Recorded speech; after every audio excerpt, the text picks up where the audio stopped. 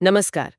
आज हम एक बहुत ही दिलचस्प सफर पर निकल रहे हैं, हजारों सालों से चले आ रहे सौंदर्य प्रसाधनों यानी कॉस्मेटिक्स के इतिहास की गहराई में। नमस्कार। हाँ, ये वाकई एक फैसिनेटिंग विषय है। हमारे पास इसके लिए विकिपीडिया लेख के कुछ अंश हैं, तो हमारा मकसद सिर्फ ये देखना नहीं कि क्या इस्तेमाल हुआ, बल्कि ये समझना है कि क्यों। बिल्कुल, कैसी ये चीजें सिर्फ सुंदरता बढ़ाने से कहीं ज्यादा थीं। मतलब रस्मो रिवाज, समाज में पहचान बनाने। और यहाँ तक कि सेहत बचाने का भी जरिया बनी। इस लेख से हम कुछ खास और चौंकाने वाली बातें निकालेंगे। हाँ, बिल्कुल। सोचिए जरा, ये कहानी कोई 100-200 साल नहीं, बल्कि लगभग 7,000 साल पुरानी है। 7,000 साल, बहुत लंबा समय है। हाँ, शुरुआत अफ्रीका में मिले लाल घेरू मतलब रेड ओखर से होती है, जिसे हमारे शुरुआती पूर्वज इस्तेमाल करते थे। शायद शरीर पर रंगों से कलाकारी करना इंसान की सबसे पुरानी सांस्कृतिक रस्मों में से एक था। हो सकता है, मतलब ये मानव संस्कृति का एकदम शुरुआती हिस्सा रहा होगा। और इस सफर में कुछ हैरान करने वाली बातें भी हैं, जैसे जहरीले मेकअप, हाँ, जहरीले तत्व। मरने के बाद अच्छा दिखने की चाहत, रंगों से सामाजिक हैसियत बताना। और कैसे ये सब आज के इस अरबों डॉलर के कॉस्मेटिक उद्योग में बदल गया। तो चलिए इसकी परतें खोलते हैं। शुरुआत करते हैं प्राचीन दुनिया से। सबसे पहले चलते हैं प्राचीन मिस्र। हाँ, मिस्र। करीब 5,000 साल पहले ये कॉस्मेटिक्स इस्तेमाल करने वाली शुरुआती संस्कृतियों में से एक थी। और कमाल की बात यह है कि यहाँ मर्द और औरत दोनों मेकअप करते थे। हाँ, दोनों। खुशबू और त्वचा को नर्म रखने के लिए खास तरह के सुगंधित तेल इस्तेमाल होते थे। और धूप से बचने के लिए सुना है औरतें चेहरे पर सफेद रंग लगाती थी। हाँ, धूप से बचाव के लिए। और मिस्र वाले ही थे जिन्होंने आंखों को उभारने के लिए काले रंग का इस्तेमाल शुरू किया, जिसे हम कोहल या काजल कह सकते हैं। कोहल, ये तो आज भी चलता है। बिल्कुल, ये एंटीमनी नाम के तत्व से बनता था और गालों पर गुलाबी रंगत लाने के लिए वो फूलों को पीस कर लगाते थे। फूलों को पीस कर, कितना नेचुरल। हाँ, और नेफरेती की जो मशहूर मूर्ति है, करीब 3300 साल पुरानी, उसमें लगा आईलाइनर आज भी कितना साफ दिखता है। अच्छा, तो ये सिर्फ दिखने के लिए था या इसका कोई और मतलब भी था? कला वगैरह में भी दिखता है। दोनों ही बातें थीं। मिस्र की कला और उनकी चित्रलिपि यानी हायरोग्लिफ्स में मेकअप का इस्तेमाल खूब दिखता है। कोहल की जड़ें तो उत्तरी अफ्रीका में बहुत गहरी हैं। और रंगों का इस्तेमाल, आई शैडो वगैरह। हाँ, गहरे आई शैडो जैसे नीला, लाल, काला, ये सब आम थे। और इसे बनाने के लिए वो खास पत्थर की पट्टियों मतलब पैलेट्स का इस्तेमाल करते थे। अच्छा, हाँ, और ये पैलेट्स अक्सर मछली के आकार की होती थी। मछली के आकार की? ये तो दिलचस्प है। क्यों भला? शायद कोई सांकेतिक महत्व रहा होगा, ठीक से कहना मुश्किल है, पर ये चीजें मिली हैं। और आपने जहरीले मेकअप की बात की थी शुरू में। हाँ, ये भी एक पहलू है। कुछ मिस्र के कॉस्मेटिक्स जैसे ब्रोमीन वाले मेकअप जहरीले भी थे। बाप रे, फिर भी इस्तेमाल करते थे। लेकिन कमाल देखिए, कुछ रिसर्च बताती हैं कि उनके मेकअप, खासकर कोहल में, एंटीबैक्टीरियल गुण भी थे। क्या बात है, मतलब ये आंखों को इन्फेक्शन से बचाता भी था। हाँ, बिल्कुल। तो ये सुंदरता के साथ साथ एक तरह की दवा भी थी। वाओ, यानी सुंदरता और सेहत का संगम। हाँ, और यही नहीं, झुर्रियों के लिए लोबान का गोंद और ताज़ा मोरिंगा इस्तेमाल होता था। मोरिंगा, वो जो आजकल सुपरफूड माना जाता है। वही। और निशान और जलने के लिए लाल गेरू, कोहल और गूलर के रस का खास मरहम था। गजब। यहाँ तक कि सांस की बदबू के लिए जड़ी बूटियां या लोबान चबाते थे, जो आज भी कहीं कहीं होता है। हाँ, होता है। और बालों के लिए मोम और रेजिन वाले सेटिंग लोशन जैसी चीजें मिली हैं, जो गंजेपन और बाल सफेद होने से रोकने के काम भी आते थे। और वो मरने के बाद वाली बात, वो क्या थी? हाँ, ये सबसे अनोखी बात है। वो मम्मी पर भी कॉस्मेटिक्स लगाते थे। उनका मानना था कि इससे वो मृत्यु के बाद की दुनिया में, मतलब परलोक में, भी आकर्षक दिखेंगे। सच में? तो ये उनकी धार्मिक मान्यताओं का हिस्सा। हाँ, रस्म रीति और मान्यताओं का। गजब। अच्छा, अफ्रीका में ही मेडागास्कर की बात करें तो वहाँ 9वीं सदी से सकलावा और वेजो लोग मेसेंजोनी नाम का एक पेस्ट इस्तेमाल करते हैं। मेसेंजोनी? ये क्या होता है? ये पिसी हुई लकड़ी से बनता है और चेहरे पर लगाया जाता है। ये सनस्क्रीन, कीड़े भगाने वाले लोशन और सजावट तीनों का काम करता है। अच्छा, मल्टीपर्पज। हाँ। महिलाएं सफेद और पीले पेस्ट से फूल पत्तियों के डिजाइन बनाती थी। कहते हैं ये वहाँ के लोगों और अरब व्यापारियों के बीच लेन देन से आया। और ये लेन देन मध्य पूर्व में भी बहुत पुराना है कॉस्मेटिक्स का। हाँ, जैसे बाइबल के पुराने नियम में रानी जेजेबेल का अपनी पलकें रंगने का जिक्र है। हाँ, करीब 840 ईसा पूर्व। हाँ, और एस्थर की किताब में भी ब्यूटी ट्रीटमेंट्स की बात है।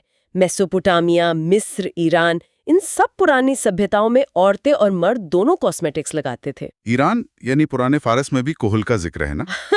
बिल्कुल, फारस में कोहल का इस्तेमाल बहुत पुराना है। वही काला पाउडर, आईलाइनर की तरह। हाल ही में एक पुरानी अमीराती कब्र में एक महिला के साथ कोहल, गहने और बर्तन मिले हैं। तो कोल सिर्फ सुंदरता के लिए था या आंखों की हिफाजत के लिए भी? दोनों के लिए। आंखों की सुरक्षा, जैसे सूजन कम करना, इसके लिए भी था। और इसका सांस्कृतिक महत्व भी गहरा था। इसे बनाने का तरीका भी खास था। एक चीज को जलाकर उसमें गलीना यानी शीशे का एक यौगिक मिलाते थे। सीसा?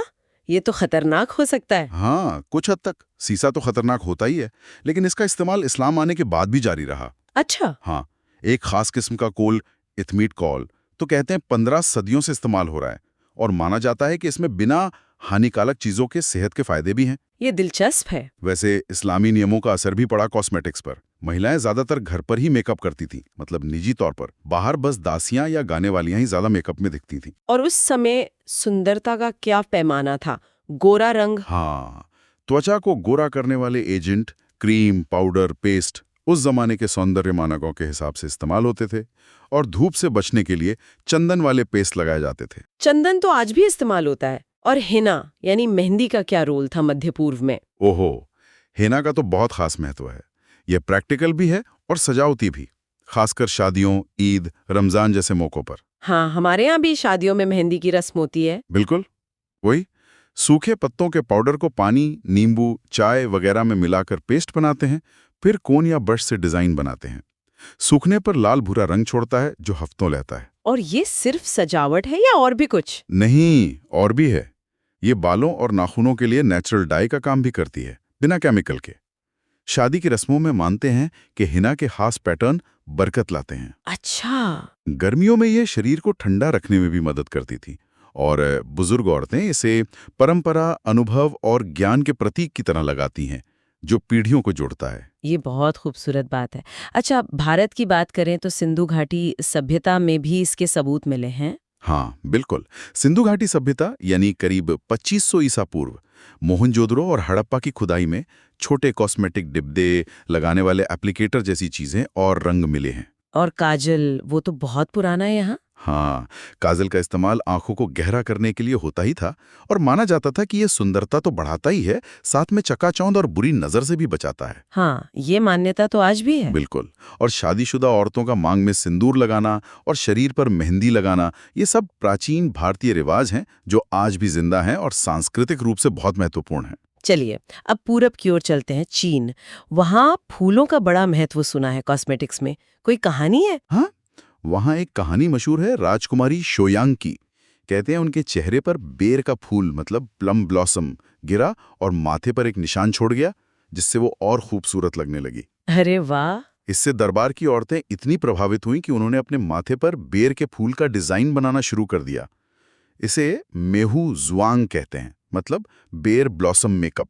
मेहू जुआंग, बड़ा सुंदर नाम है। ये कब की बात है? ये दक्षिणी राजवंशों में शुरू हुआ और तांगसोंग राजवंशों के समय में खूब चला, बहुत पॉपुलर हुआ। वाह! और नेल पॉलिश की शुरुआत भी चीन से ही हुई थी शायद। बिल्कुल, लगभग 3000 ईसा पूर्व, काफी पहले। ऊंचे तबके के लोग अंडे की सफेदी, मोम, गुलाब और अरबी गोंद जैसी चीजों से बने नेल स्टेन लगाते थे। और यहाँ भी रंगों का कोई खास मतलब था, जैसे मेस्ट में था? हाँ, यहाँ नाखूनों का रंग आपकी सामाजिक हैसियत बताता था। ये बहुत अहम बात है, पहचान का प्रतीक। सिर्फ ताकतवर लोग ही लाल, सोने या चांदी जैसे रंग लगा सकते थे। सच में? मतलब आम लोग नहीं लगा सकते थे ये रंग? नहीं, निचले वर्ग के लिए इसका इस्तेमाल मना था, बल्कि अपराध माना जाता था। क्या बात है! रंग से पहचान। मंगोलिया में भी कुछ ऐसा था, गालों पर लाल धब्बे लगाने का सुना है। हाँ, मंगोलिया में शाही घरानों की औरतें गालों पर, आंखों के ठीक नीचे लाल धब्बे लगाती थीं। कहते थे लाल गाल खुशहाल रानी की निशानी है और ये गालों को उभारने, मतलब चीक बोन्स को हाईलाइट करने में भी मदद करते थे। अच्छा, अब जापान की बात करते हैं। गीशा के मेकअप के बारे में सुना है, वो काफी अलग और विस्तृत होता है। हाँ, जापान में गीशा का मेकअप बहुत खास होता था। वो पिसे हुए कुसुम यानी सैफ्लावर की पंखुड़ियों से बनी लिपस्टिक लगाती थी। कुसुम की पंखुड़ियों से? हाँ, इससे भौहें, आंखों के किनारे और होंठ रंगे जाते थे। मेकअप बेस के लिए बिनसुके नाम का मोम इस्तेमाल होता था। ये सूमो पहलवानों के हेयर वैक्स जैसा ही होता है, बस थोड़ा नरम। अच्छा, और चेहरे पर? चेहरे और पीठ को रंगने के लिए चावल का पाउडर इस्तेमाल होता था। गालों को शेप देने मतलब कॉन्टोर करने और नाक को उभारने के लिए रूज लगाया जाता था। और वो दांतों को काला करने वाली बात, वो क्या थी? ओहागुरो। हाँ, ओहागुरो। ये काला पेंट होता था जिससे दांतों को काला किया जाता था। पर क्यों काला, क्यों? ये खासकर एरिकाए नाम की रस्म में होता था, जब एक माइको यानी ट्रेनी गीशा अपनी ट्रेनिंग पूरी करके स्वतंत्र गीशा बनती थी।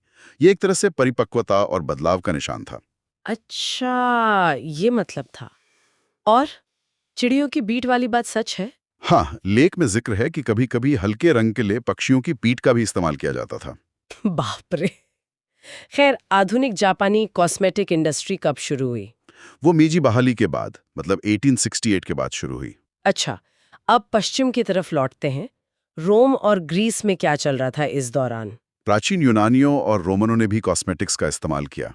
रोम में खासकर वेश्याओं और अमीर महिलाओं में ये आम था। लेकिन सभी से अच्छा नहीं मानते थे शायद। नहीं, बिल्कुल नहीं। कुछ रोमन लेखक जैसे प्लिनी द एल्डर और ओविड इसकी बुराई भी करते थे। उन्हें लगता था ये रोमन मूल्यों के खिलाफ है, मतलब सादगी वगैरह के। बाद में ईसाई लेखकों ने भी यही कहा। तो क्या इस्तेमाल करती थीं रोमन औरतें? त्वचा को सफेद दिखाने के लिए शीशे वाले फॉर्मूले इस्तेमाल करती थी, फिर से वही खतरे वाली बात। और आंखों को लाइन करने के लिए कोहल।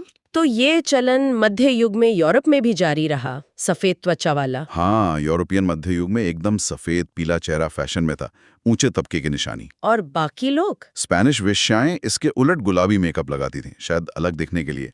13वीं सदी में इटली में ऊंचे दर्जे की औरतें लाल लिपस्टिक लगाती थी, फिर से स्टेटस सिंबल। तो सफेद चेहरा और गुलाबी गाल चलते रहे? हाँ, चेहरे को सफेद करना, गालों को गुलाबी करना जारी रहा। रोम की एक महिला थी, अन्ना हेब्रिया। करीब 1508 में वो यूरोप की शुरुआती जानी मानी पेशेवर ब्यूटिशियन में से एक थी। वो खून निकलवाने वाली बात, वो क्यों? हाँ, वो चौंकाने वाला है। 16वीं शताब्दी में कुछ महिलाएं पीली मतलब एकदम सफेद त्वचा पाने के लिए खुद का खून निकलवाती थीं। ब्लड लेटिंग कहते हैं इसे। खून निकलवाना सिर्फ गोरा दिखने के लिए? ये तो बहुत ज्यादा है। बिल्कुल, दिखाता है कि सुंदरता के लिए लोग किस हद तक जा सकते थे। तो कॉस्मेटिक्स का इस्तेमाल तो चलता रहा, लेकिन पश्चिमी इतिहास में इसे कई बार शक की नजर से देखा गया, जैसे 19वीं सदी में। हाँ, 19वीं शताब्दी में महारानी विक्टोरिया ने तो सार्वजनिक रूप से कह दिया कि मेकअप अनुचित है, अशिष्ट है और सिर्फ अभिनेताओं के लिए ही स्वीकार्य है। महारानी ने कहा तो असर हुआ होगा। हाँ, काफी हद तक। फिर भी सारा बर्नहार्ट और लिली लैंगट्री जैसी कई प्रसिद्ध अभिनेत्रियां मेकअप का इस्तेमाल करती थीं। वो स्टेज पर थीं तो शायद उनके लिए ठीक माना जाता था। तो आम औरतें क्या करती थी अगर मेकअप करना चाहें तो? उस समय का फैशन था नाजुक, स्त्रैण और पीला दिखना। तो कुछ महिलाएं इसे मेकअप से हासिल करती थीं। गालों पर हल्का सा रूज लगाना और आंखों को बड़ा और चमकीला दिखाने के लिए बेलाडोना नाम के पौधे की बूंदें डालना। बेलाडोना, ये तो जहरीला होता है। हाँ, ये खतरनाक था, लेकिन इस्तेमाल होता था। हालांकि कई महिलाएं गुपचुप तरीके से इस्तेमाल करती थीं।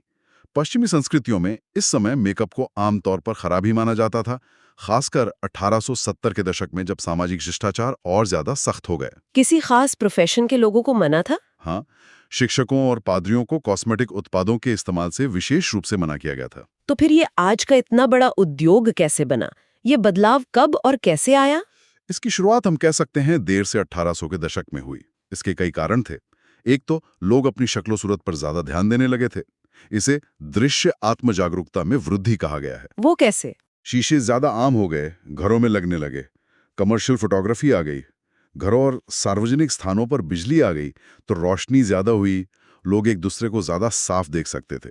अच्छा, ये तो सोचा ही नहीं था। और दूसरा, रंगीन कॉस्मेटिक्स के प्रति जो धारणा थी वो बदलने लगी और सबसे जरूरी, उत्पादों की सुरक्षा में सुधार हुआ। सुरक्षा मतलब पहले वाले सुरक्षित नहीं थे? बिल्कुल नहीं। पहले घर पर बने उत्पादों में अक्सर सीसा, पारा, आर्सेनिक जैसे जहरीले तत्व होते थे। फिर सुरक्षित चीजें आईं, जैसे हेनरी टटलो द्वारा 1866 में जिंक ऑक्साइड का फेस पाउडर के रूप में इस्तेमाल। हाँ, जिंक ऑक्साइड तो आज भी इस्तेमाल होता है। हाँ, और फिर रिमिल, गुरलेन जैसी स्थापित कंपनियों द्वारा इनका वितरण शुरू हुआ। इन सब ने कॉस्मेटिक्स को आम जनता में लोकप्रिय बनाने में मदद की। स्किन केयर जैसे पॉन्ड्स, गोल्ड क्रीम, विज्ञापनों के जरिए बिलबोर्ड, मैगजीन वगैरह बहुत मांग में आ गए। लेकिन 20वीं सदी की शुरुआत में भी मेकअप बहुत आम नहीं था, है ना? विक्टोरियन असर अभी भी था। हाँ, बिल्कुल।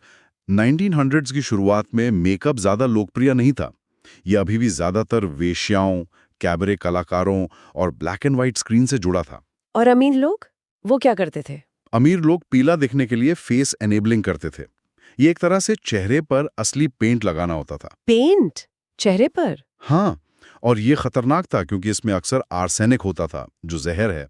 पीली त्वचा अमीरी की निशानी थी, क्योंकि इसका मतलब था कि आपको धूप में काम नहीं करना पड़ता। समझे। और ये मिलते कहाँ थे? दुकानों में? नहीं, कॉस्मेटिक्स डिपार्टमेंट स्टोर में नहीं मिलते थे, सिर्फ थिएट्रिकल कॉस्ट्यूम स्टोर पर मिलते थे। आम महिलाओं का रूटीन अक्सर सिर्फ नाक को सफेद करने के लिए पाउडर पेपर आता था, वो इस्तेमाल करना, या बस गालों को रगड़कर चमकाना, यहीं तक सीमित था। रूस को उत्तेजक या भड़काऊ माना जाता था। तो फिर घर पे ही कुछ करती होंगी औरतें? जुगाड़? हाँ बिल्कुल, कुछ महिलाएं पलकों को गहरा करने के लिए जली हुई माचिस की तीलियों का इस्तेमाल करती थी। माचिस की तीलियां? हाँ, और होठों को रंगने के लिए जेरेनियम और पॉपी के फूलों की पंखुड़ियों को रगड़ लेती थी। वैसलीन बहुत लोकप्रिय थी फटे होठों के लिए, हेयर टॉनिक के बेस के तौर पे और साबुन बनाने में भी। और खुशबू, परफ्यूम वगैरह? सुगंध के लिए सिर्फ लैवेंडर वाटर या रिफाइंड कोलोन ही स्वीकार्य माना जाता था, बहुत हल्की खुशबू। वैसे पहला कॉस्मेटिक डिओड्रेंट मम 1888 में आया था, रोल ऑन 1952 में आया और एरोसॉल स्प्रे 1965 में। तो ये सोच बदली कैसे? कब मेकअप फैशनेबल बना, लोग इसे अपनाने लगे? ये बदलाव आया 1910 के आसपास। इसमें बैले और थिएटर के सितारों का बड़ा हाथ था, जैसे मथिल्डे केशिसिंस्का, सारा बर्नहार्ट। उनके प्रभाव के कारण अमेरिका और यूरोप में मेकअप फैशनेबल होने लगा। अच्छा, थिएटर और बैले से आम फैशन में आया? हाँ, खासकर जब 1910 में रूसी बैले पेरिस आया तो उसके साथ रंगीन मेकअप भी पेश किया गया। गेरू और क्रिम्सन, मतलब गहरे लाल रंग, आम हो गए।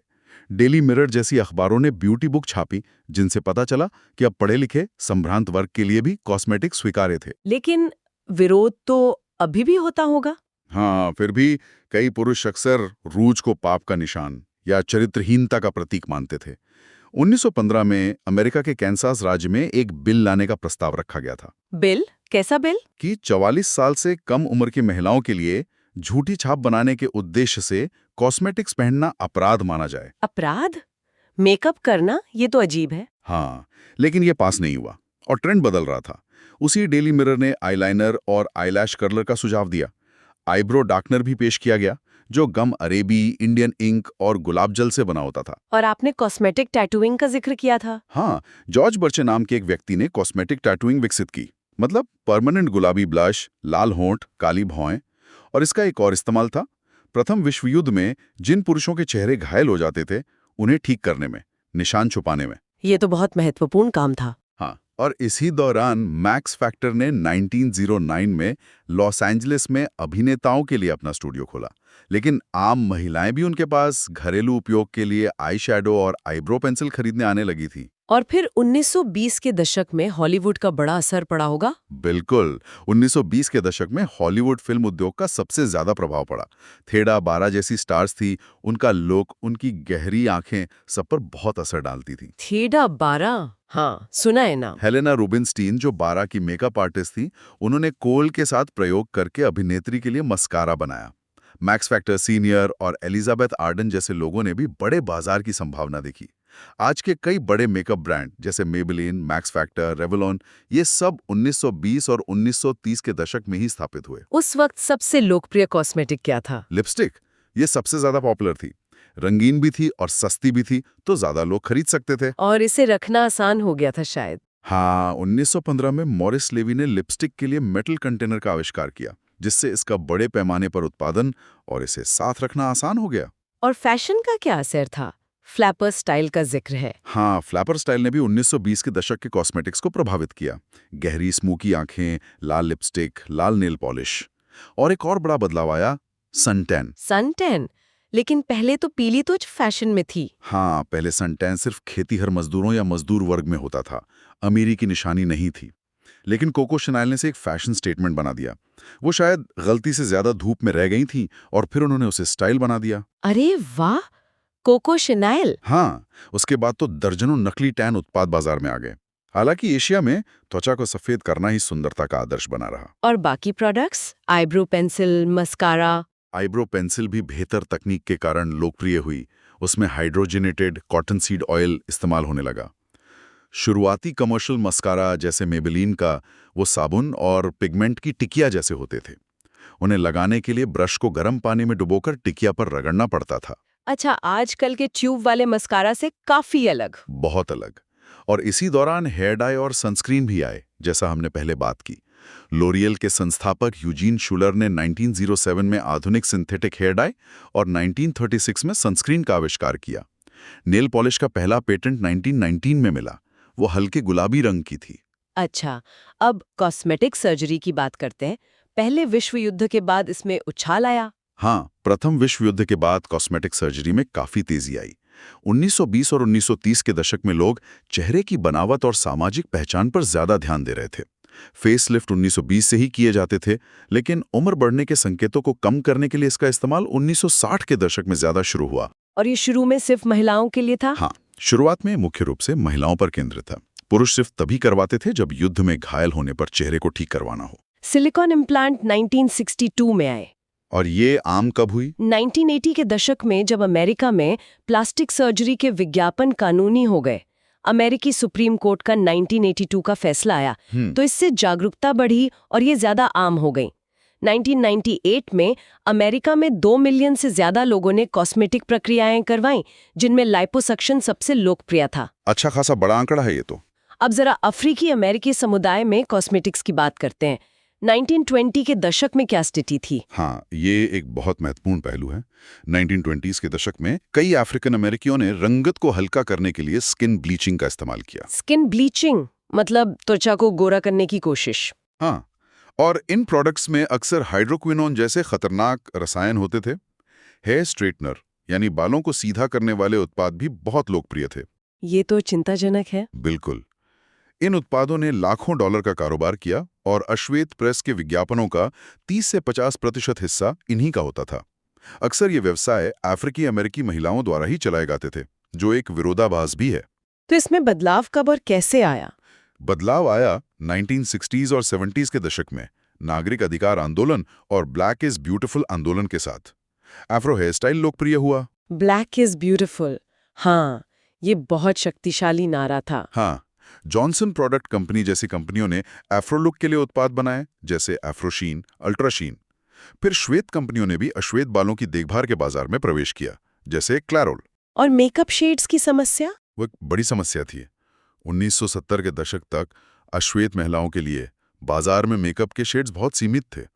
जो पुराने शेड थे वो गहरे रंग की त्वचा पर ग्रे या अजीब दिखते थे। तो इसका हल कैसे निकला?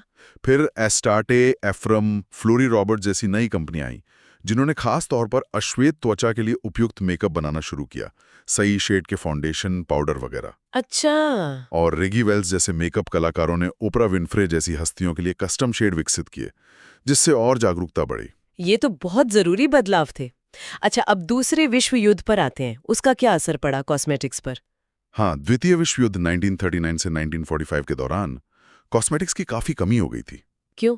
क्योंकि पेट्रोलियम, अल्कोहल जैसी कई चीजें जो कॉस्मेटिक्स में इस्तेमाल होती थी, हाँ? वो युद्ध की सप्लाई में चली गई। हाँ। लेकिन विडंबना ये है कि जब इन पर पाबंदी थी या ये कम मिल रहे थे, तभी लिपस्टिक, पाउडर, फेस क्रीम की चाहत सबसे ज्यादा बढ़ गई। अच्छा, ऐसा क्यों? शायद एक तरह का एस्केपिज्म? हाँ, शायद। या मनोबल बनाए रखने का तरीका। कॉस्मेटिक डेवलपर्स ने ये भांप लिया और युद्ध के बाद आने वाले बड़े उछाल की तैयारी शुरू कर दी। यार्डली, एलिजाबेथ आर्डन, हेलेना रूबेनस्टीन जैसी पुरानी कंपनियां युद्ध के बाद गुणवत्ता और ग्लैमर से जुड़ी और मार्केटिंग बदली। हाँ, गाला कॉस्मेटिक्स जैसी कंपनियों ने अपने उत्पादों को फैंटेसी या रोमांटिक नाम देना शुरू किया, जैसे लैंटर्न रेड लिपस्टिक। अच्छा, अब आते हैं 1960 और 70 के दशक में। यहाँ नारीवाद का असर दिखता है। हाँ, ये एक और बड़ा मोड़ था। पश्चिमी दुनिया में नारीवाद से प्रभावित कई महिलाओं ने बिना कॉस्मेटिक्स के रहने का फैसला किया। इसे एक तरह से आजादी के तौर पर देखा गया। वो मिस अमेरिका विरोध प्रदर्शन का जिक्र है। हाँ, 1968 में फेमिनिस्ट मिस अमेरिका विरोध प्रदर्शन में प्रदर्शनकारियों ने प्रतीकात्मक रूप से कॉस्मेटिक सहित कई स्त्री उत्पादों को एक फ्रीडम ट्रैश कैन में फेंक दिया। उन्हें वे महिला यातना के उपकरण कहते थे। काफी मजबूत बयान था ये तो। बिल्कुल। फिर 1970 के दशक में कॉस्मेटिक्स दिन के लिए प्राकृतिक लुक और शाम के लिए अधिक कामुक ग्लैमरस छवि में विभाजित हो गए। Natural look. तो क्या प्रोडक्ट्स भी बदले? हाँ, जब सादा चेहरा फैशन में था, तब नॉन एलर्जिक मेकअप दिखाई दिया, क्योंकि महिलाएं अब अपने मेकअप में इस्तेमाल होने वाले केमिकल्स को लेकर ज्यादा रुचि लेने लगीं, ज्यादा जागरूक हो गईं। टेक्नोलॉजी का भी रोल रहा होगा इसमें। यकीनन प्रौद्योगिकी में आधुनिक विकास हुए, जैसे हाई शेयर मिक्सर जैसी मशीनें आईं, जिनसे ऐसे कॉस्मेटिक्स का उत्पादन संभव हुआ जो ज्यादा नेचुरल दिखते थे और पहले की तुलना में ज्यादा देर तक टिकते थे। उस समय का सबसे पॉपुलर मेकअप क्या था? इस समय का प्रमुख कॉस्मेटिक आई शैडो था। महिलाएं नए लिपस्टिक रंगों जैसे बकाइन, हरे और चांदी में भी रुचि रखती थी। हरे रंग की लिपस्टिक? हाँ, और ब्लश ऑन इसी दशक में बाजार में आए। रेवलॉन ने इन्हें पॉपुलर किया। सफेद आईशैडो क्रीम से चेहरे को कॉन्टूरिंग और हाईलाइट करना भी लोकप्रिय हुआ। और बिजनेस मॉडल में भी बदलाव आया। एवॉन का जिक्र है। हाँ, एवॉन ने लेडीज सेल्स वुमन मॉडल पेश किया, जो घर घर जाकर प्रोडक्ट्स बेचती थी। ये बहुत सफल हुआ। कॉस्मेटिक उद्योग ने महिलाओं के लिए उद्यमी, आविष्कारक, निर्माता, वितरक और प्रमोटर के रूप में व्यापार में नए अवसर खोले। ये तो बहुत सकारात्मक पहलू है। अब आते हैं आज की सदी में, 21st सेंचुरी। क्या बड़े बदलाव दिखते हैं? सबसे बड़ा बदलाव तो उपलब्धता का है। आज सौंदर्य उत्पाद व्यापक रूप से ऑनलाइन उपलब्ध हैं। आप कहीं से भी कुछ भी मंगा सकते हैं। हाँ, ये तो है। और रेगुलेशन, सुरक्षा को लेकर क्या स्थिति है? ये एक पेचीदा मुद्दा है। सरकारी एजेंसियों द्वारा विनियमन का विरोध उद्योग करता है।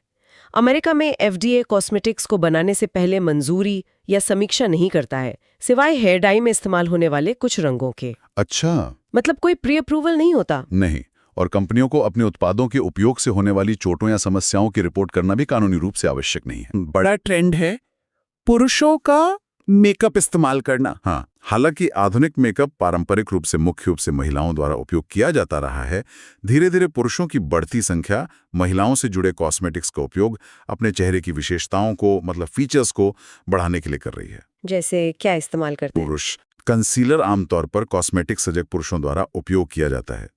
कॉस्मेटिक्स ब्रांड अब विशेष रूप से पुरुषों के लिए तैयार किए गए कॉस्मेटिक उत्पाद भी जारी कर रहे हैं। इस पे समाज में बहस भी होती है शायद। हाँ, इस पर कुछ विवाद है, क्योंकि कई लोगों को लगता है कि मेकअप करने वाले पुरुष पारंपरिक लैंगिक भूमिकाओं की उपेक्षा कर रहे हैं। हालांकि अन्य लोग इसे बढ़ती लैंगिक समानता और व्यक्तिगत अभिव्यक्ति की स्वतंत्रता का संकेत मानते हैं। अब ग्लोबल मार्केट की बात करें, क्या ये 20वीं सदी से अलग है? हाँ, आज कॉस्मेटिक्स बाजार की गतिशीलता 20वीं सदी से अलग है। कई नए बड़े बाजार उभरे हैं। जापान दुनिया का दूसरा सबसे बड़ा बाजार है। रूस 2012 में 5वां सबसे बड़ा बाजार था, जहां बहुत तेजी से बढ़ोतरी हो रही थी।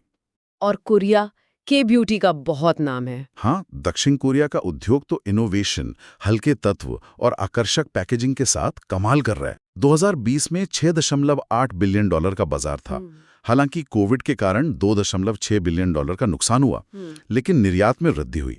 स्किन केयर उत्पाद सबसे ज्यादा आयातित वस्तुएं बनी हुई हैं। कोविड-19 का क्या असर रहा ओवरऑल? लॉकडाउन के कारण घर पर सैलून जैसी प्रक्रियाएं करने का चलन बढ़ा। लोग घर पर ही जटिल स्किन केयर रूटीन अपनाने लगे, हेयर कलर संरक्षण उत्पाद खरीदने लगे, ब्यूटी टूल्स का इस्तेमाल बढ़ गया। और मेकअप प्रोडक्ट्स पे? महामारी की शुरुआत में क्वारंटीन और फेस कवरिंग, मतलब मास्क पहनने के आदेश के कारण फाउंडेशन और लिपस्टिक जैसी रोजमर्रा की चीजों की बिक्री 70% तक कम हो गई है। उद्योग के भीतर अब उत्पादों में स्थिरता यानी सस्टेनेबिलिटी पर विचार किया जा रहा है। जैसे सिलिकॉन और पाम ऑयल से बनने वाले एडिटिव्स के विकल्प खोजे जा रहे हैं। कोई खास इंग्रेडिएंट? हाँ, समुद्री शैवाल से प्राप्त एप्सिमा नाम का तत्व त्वचा उत्पादों में एंटी एजिंग एजेंट के रूप में उपयोग किया जा रहा है। अच्छा, पुरुषों के मेकअप पर वापस आते हैं। आपने रॉकस्टार्स का जिक्र किया था। हाँ, ऐतिहासिक संदर्भ में देखें तो 1970s के दशक में पुरुष संगीतकारों ने, जैसे डेविड बोवी, एलिस कूपर, किस बैंड, इन्होंने मंच पर मेकअप का उपयोग करना शुरू कर दिया था। ये उनके ऑल्टर ईगो बनाने और शो के विजुअल मनोरंजन का हिस्सा था। और आजकल और इस सफर में टेक्नोलॉजी, मीडिया, सामाजिक रुझान जैसे हॉलीवुड का असर, फिर नारीवाद का प्रभाव और हाल ही में कोविड और वैश्वीकरण, इन सब ने इसे आकार दिया है। ये दिखाता है कि कॉस्मेटिक्स के जरिए खुद को व्यक्त करने और बदलने की इंसानी इच्छा कितनी पुरानी और लगातार है, हमेशा से रही है। बिल्कुल। और इस पूरी कहानी से एक आखिरी विचार या सवाल मन में आता है, वो ये कि कॉस्मेटिक्स इस्तेमाल करने के कारण कैसे बदले हैं और कैसे शायद कुछ हद तक वही रहे हैं। हाँ, ये सोचने वाली बात है। सुंदरता के खास आदर्श, मतलब ब्यूटी स्टैंडर्ड्स, वो तो संस्कृतियों और समय के साथ नाटकीय रूप से बदलते हैं।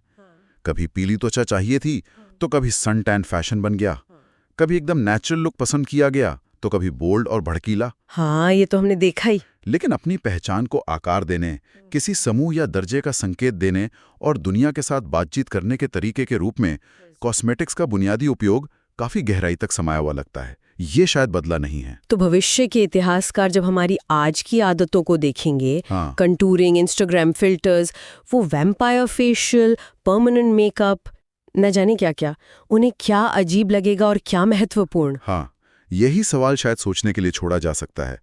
भविष्य में लोग हमारे दौर के ब्यूटी ट्रेंड्स को कैसे देखेंगे? इस दिलचस्प खोज में हमारे साथ शामिल होने के लिए शुक्रिया। शुक्रिया। अगली बार फिर मिलेंगे एक नई गहरी पड़ताल के साथ।